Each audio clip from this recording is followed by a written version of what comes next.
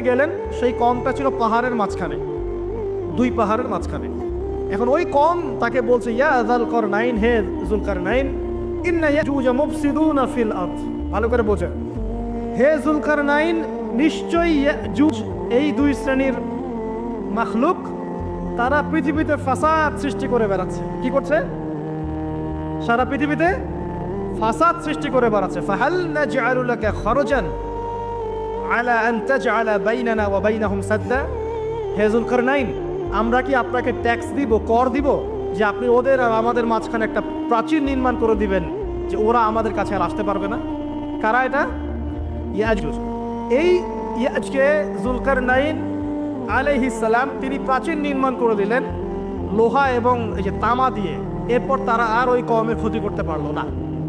কিয়ামতের আগে আগে তারা বের হয়ে আসবে এবং সারা বিশ্বে ফাসাদ সৃষ্টি করবে। এখনও তারা বের হয়ে আসছে, আমি সেটা বলছি না, কিন্তু এখন পুরো বৈশ্বিক প্রেক্ষাপটে যারা বিশ্বে ফাসাদ সৃষ্টি করে বেড়াচ্ছে, এদের মধ্যে এই খাসলত আছে, চরিত্র আছে।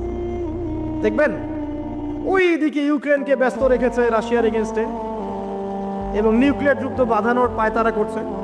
এটা অলমোস্ট আমাদের ঘরের কোনায় চলে এসেছে।